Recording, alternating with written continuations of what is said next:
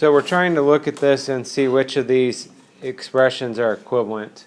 What we're going to try to do is simplify these if at all possible. So 10y plus 5, we're going to look at that and consider whether we can combine those together. In this case, 10y and 5 are not like terms. We cannot combine those together, so that's as simplified as that gets. 15y, obviously, that's only one term, so there's nothing even that we could do there. 5 times the quantity 2y plus 1, as we talked about yesterday, we could use our distributive property we talked about. So distributive property again says we're going to multiply the number outside the parentheses to the numbers inside the parentheses. So we would be taking 5 times 2y plus 5 times 1.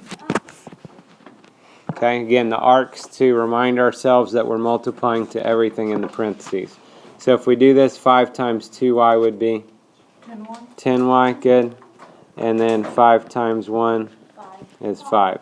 Okay, so we've got 10y plus 5. Should I combine these together? Yes. No, because it doesn't measure. Okay, just like we had a minute ago here, 10y plus 5 not being like terms, 10y plus 5, these are still not like terms. These would be my equivalent expressions because they both simplified to the same thing.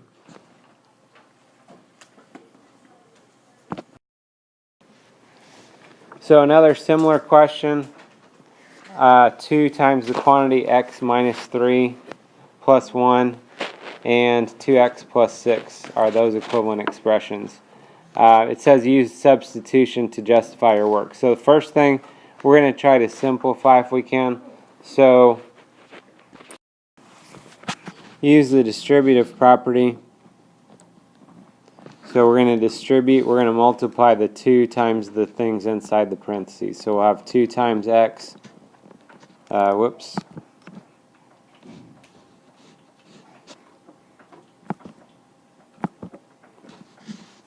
should be minus 2 times 3. Minus because there's a minus in between there. And then the plus 1 is just going to come down. That's not getting distributed because it's not inside the parentheses. So 2 times x would be 2x. And then minus 2 times 3 is 6. And then plus 1. Now we can still simplify this a little bit.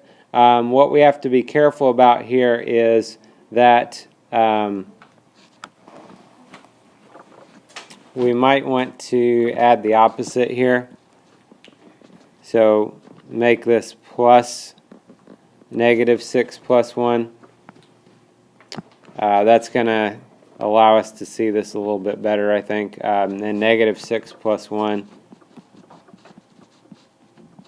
would be negative 5. So we've got 2x plus negative 5. That could be also written as just 2x minus 5 if you want. Our other expression, 2x plus 6, those are not like terms again. We can't combine those together. And so we know the 2x part's the same. And we know plus negative 5 or minus 5 is not the same as adding 6. So these are not going to be equivalent. It does say use substitution to justify. So we could substitute a number in and see what works here. So what I'm going to do, I'm just going to go back to that original expression. I'm just going to put a 3 in place of the x strategically here. Okay. So order of operations first, I would subtract in the parentheses. So 3 minus 3 is 0. Then we would do 2 times 0, which would be 0, and then 0 plus 1 is 1. Okay, in my other expression, if I substitute a 3, we'll have 2 times 3 plus 6. So 2 times 3 is 6. And then 6 plus 6 is 12. So the deal is, like we talked about earlier, if these are equivalent, we should be able to substitute any number we want in place of our variable, and these should be the same. We should get the same value. I could put a 3 in, I could put a million in, I could put a 0 in.